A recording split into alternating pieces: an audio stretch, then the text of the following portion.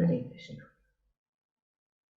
तो आज हम श्रीमद् भागवतम के तीसरे स्कंद के 32वें अध्याय के श्लोक संख्या 16 को पढ़ रहे और उसको समझने की कोशिश करें।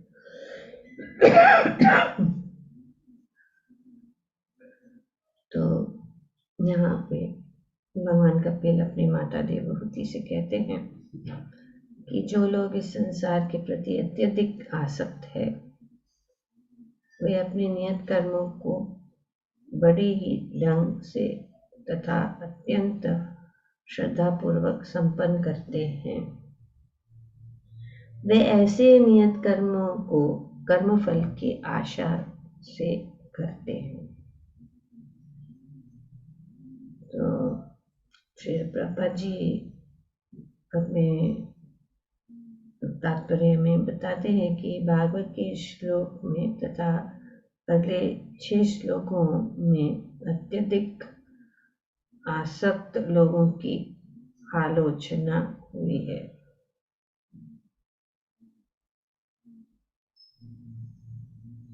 शास्त्रों का आदेश है कि जो भौतिक सुखों को भोगने में अत्यधिक अनुरक्त होते हैं उन्हें उनका परित्याग करके कुछ अनुष्ठान करने होते हैं।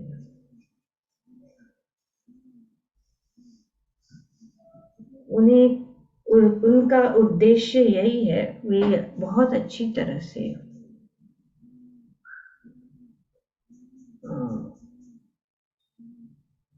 अपने कर्मों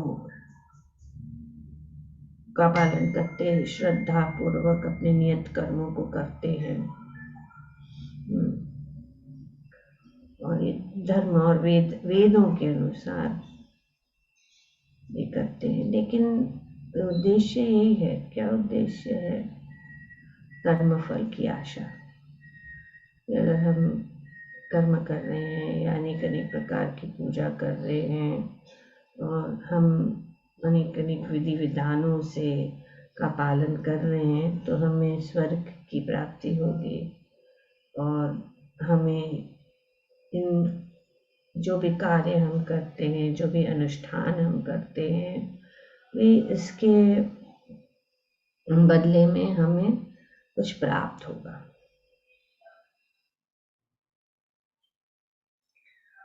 तो स्वर्ग पहुंचना चाहते पहुंचने के लिए दैनिक जीवन में कुछ विधि विधानों का पालन करते हैं। और ऐसे जो कार्य से भी बताया गया है कि वे कभी भी मुक्त नहीं हो सकते, क्योंकि हम जानते हैं कि स्वर्ग की भी अगर प्राप्ति होती है तो जब उनकी ये जो पुण्य कर्म समाप्त हो जाते हैं तो फिर वे वापस आ जाते हैं। और इस भावना से ही देवता को पूजते हैं और वे सोचते भी हैं कि देवता ही सब कुछ है। वे इस भावना से देवताओं की पूजा करते हैं कि हर देवता पृथक ईश्वर है। वे कभी भी इसीलिए वे सोचते कि वे अलग है, पृथक है, भगवान से अलग है।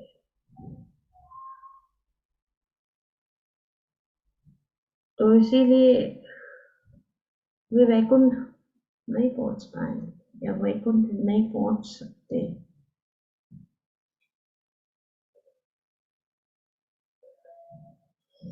तो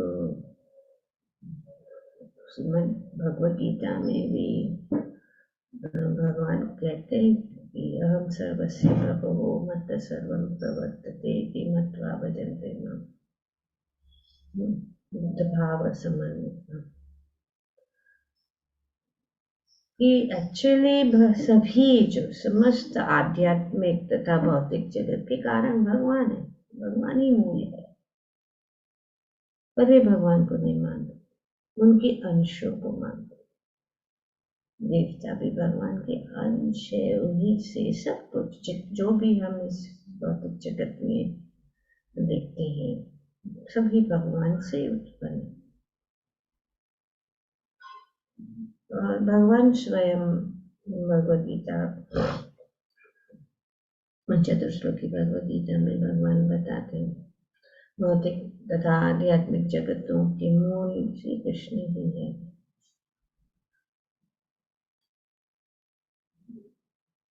तो जो जानता है वो बुद्धिमान, और जो ये नहीं जानता है वो मूर्ख है। वो नहीं जानते हैं, वे ऐसे सोचते हैं, और उनका उद्देश्य एक ही है, क्या है? कर्मफल। कि हम कुछ कार्य करते हैं तो उसका हमें रिजल्ट मिलना चाहिए, अच्छा रिजल्ट। और सबसे ये सोचते हैं ऊंचा है स्वर्ग को प्राप्त करना। तो सारा ये जानते नहीं है, इसलिए भगवान जो है कहते हैं कि जो ये जानता है कि मैं ही सभी चीजों के कारण हूँ, मैं ही सभी चीजों का स्रोत हूँ, वे क्या है? बुद्धिमान। और वो बुद्धिमान जो क्या करता है भगवान बताते हैं कि जो बुद्धिमान या भली भांति जानते हैं वे मेरी प्रेम भक्ति में लगते हैं तथा हृदय से पूरी तरह मेरी पूजा में तत्पर होते हैं। निष्काम भाव, उनको कोई इच्छा नहीं, कोई चीज इस भौतिक जगत या आध्यात्मिक जगत, वैकुंठ भी नहीं चाहिए जो हम इस अभी पढ़ रहे हैं दामोदर अष्टकम कि उनको कुछ भी नहीं चाहिए, न वैकुंठ। जैसे इस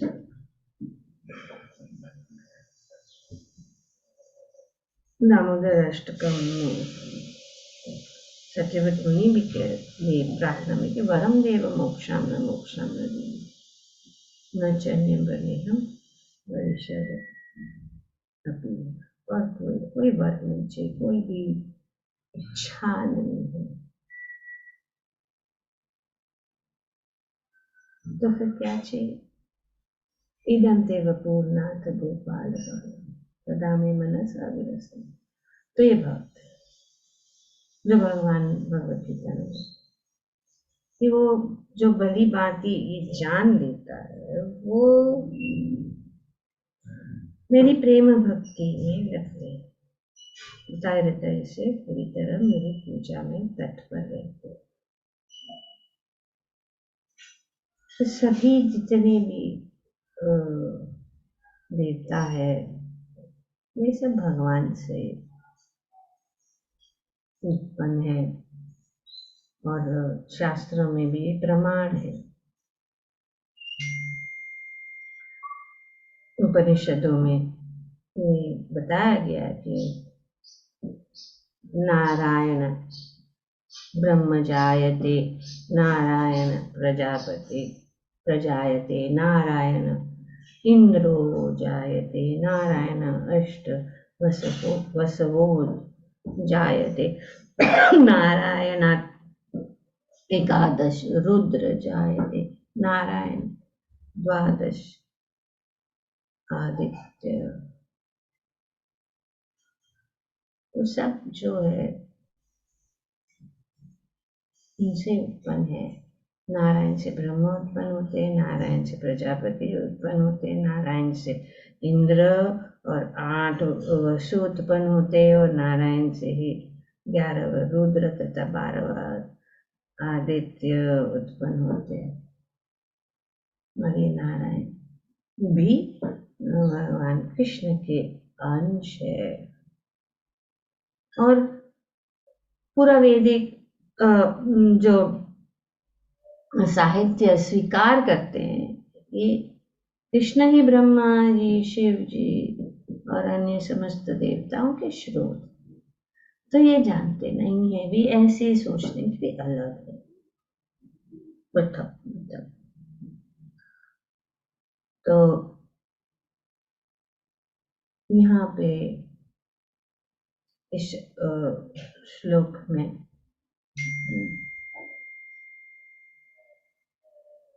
ऐसे लोगों का आलोचना की गई है कि वे लोग इस प्रकार से भी बहुत अच्छे धर्म के, ऐसे लगता है कि वे धर्म का पालन कर रहे हैं, लेकिन वो जो लक्ष्य नहीं प्राप्त कर पाए, वो इस भौतिक जगत में ही घूमते रहेंगे। तो इसीलिए इनका यहाँ पे आलोचना की गई है। और भगवद गीता में भी ये बताया गया है कि कामेश हित ज्ञान, ये हित ज्ञान है। ये लोग क्या करते हैं, ज्ञान से वे क्या करते हैं, वे विहीन है, विहीन है, और उनको मूर्ख कहा गया, जिनकी बुद्धि भौतिक इच्छाओं द्वारा मारी गई है, उनकी बुद्धि मारी गई, क्योंकि उनकी इच्छाएं क्या है, भौतिक इच्छा। हित ज्ञान प्रपद्यन्ते अन्य देवता, अन्य देवताओं की पूजा।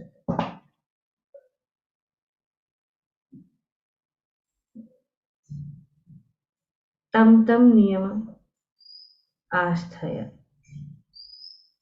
प्रकृति नियता स्वया, जिनकी मति वो मारी गई है, वे देवताओं की शरण में जाते हैं और वे अपने अपने स्वभाव के अनुसार पूजा के विशेष विधि विधानों का पालन करते हैं।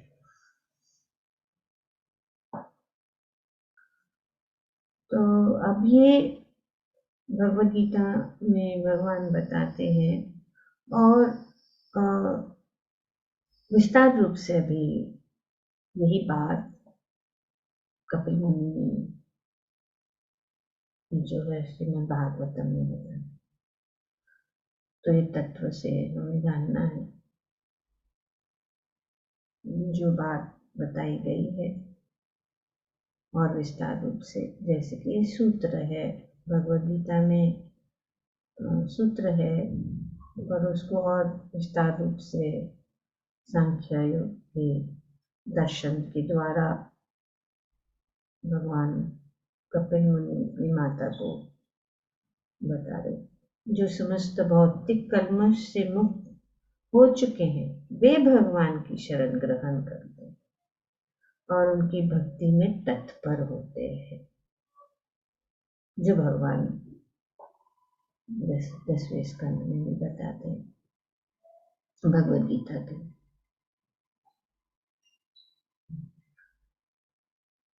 तो भक्ति में आना, उसका अर्थ है कि भौतिक कल्मश से वो मुक्त हो गए, या भक्ति जो भौतिक कल्मश धुल गए हैं। तो जब तक भौतिक कल्मश धुल नहीं जाता, तब तक वे स्वभावतः अभक्त रहे। तो ये अभक्त है, फिर भी वे अपने नियत कर्मों को कर रहे, वेदों के अनुसार कार्य कर रहे हैं। और हम आगे के श्लोकों में भी इसका विस्तार रूप से वर्णन किया जाएगा, क्योंकि जो भौतिक इच्छाओं के हेतु हुए भी, पर जैसे कि शास्त्र में और श्रीमद् भागवतम में भी बताया गया, कोई भी इच्छा क्यों ना हो, देवताओं के पास नहीं जाना चाहिए।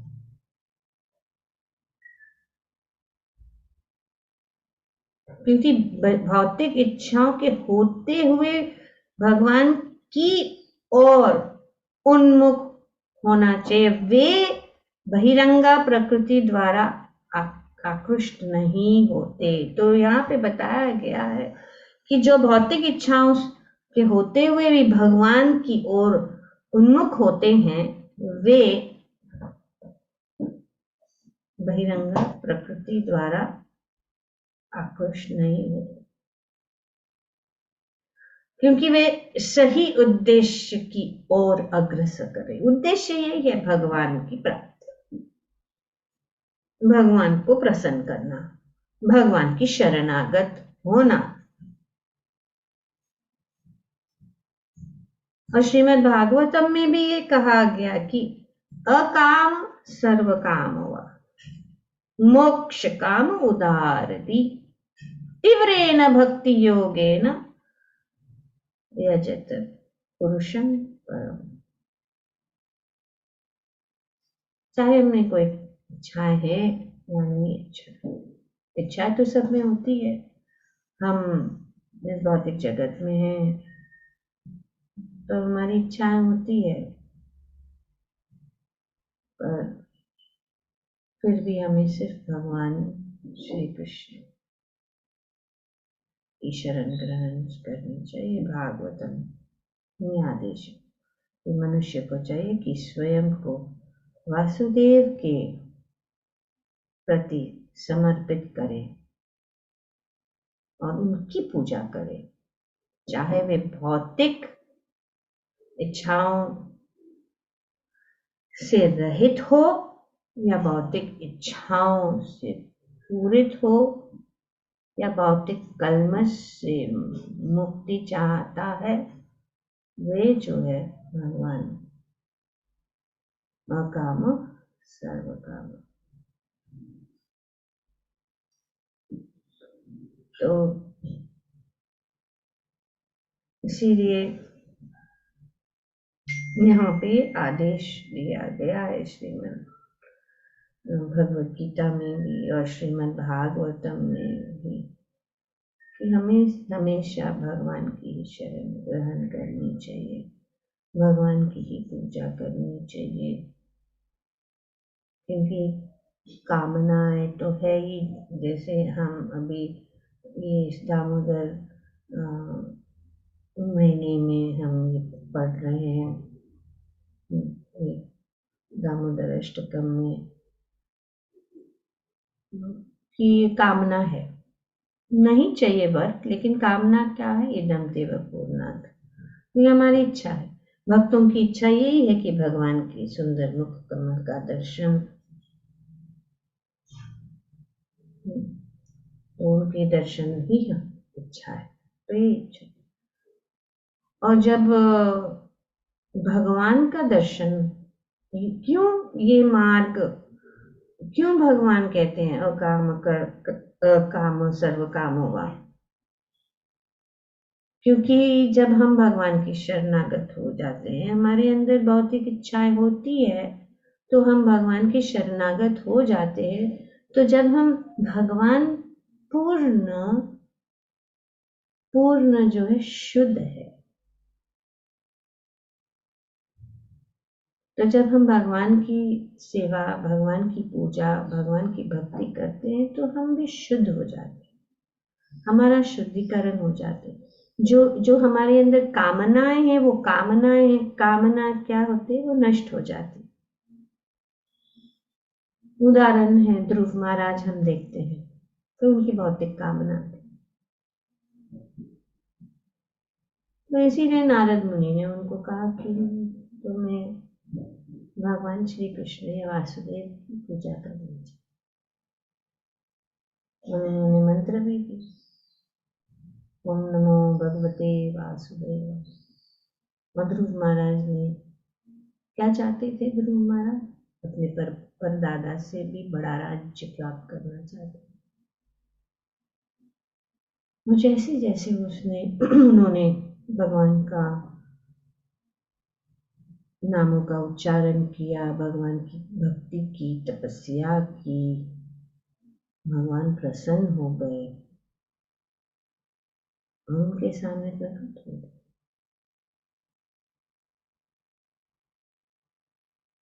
निदन्ति मुखाम्बोजात्यन्तनीले नृतं कुन्तले स्निग्धारक्तैश्च गोप्य। कि कितने सुंदर भगवान के मुखारविंद और भगवान का दर्शन लेकर कोई कामना हो सकती है? नहीं। तो इसीलिए हमें यही प्रार्थना हमारी होनी चाहिए, जो हमारे बड़े महान भक्त है, ऋषि मुनि है, नारद मुनि जैसे। नारद मुनि भी यही चाहते थे कि नलकुवर और मणिग्रीव को भगवान की भक्ति प्राप्त हो। उससे ऊंचा और कुछ हो ही नहीं सकता, और उससे उस भगवान का दर्शन से या भगवान की भक्ति में लगने से सब कामनाएं पूर्ण हो जाती। तो इसीलिए ये सही रास्ता है, और यही सभी यहाँ पे भगवान कपिल मुनि भी देव माता देवी थी विभूति को कहते हैं आगे कि आप भगवान श्री कृष्ण की शरण ग्रहण करो, सेफ है, सुरक्षित रहोगे, 100% रिजल्ट है। जिस चीज देवताओं के पास नहीं है वो कैसे ले सकते हैं? वो जो उनके पास जो भी है वो उनमें शक्ति है, तो इस भौतिक लाभ दे सकते हैं। पर क्या फायदा इस भौतिक लाभ का, जो क्षणिक है, हमेशा के लिए इस शरीर के साथ समाप्त हो जाता है। और अगर अच्छे कर्म करने पर भी स्वर्ग की अगर प्राप्ति भी हो, वो भी क्षणिक है।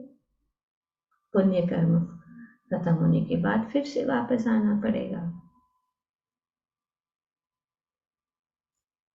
तो इसीलिए भगवान कहते हैं कि जो बुद्धिमान है वो मेरी प्रेम भक्ति में लग जाते और अपने हृदय से पूरी तरह मेरी पूजा में तत्पर रहते।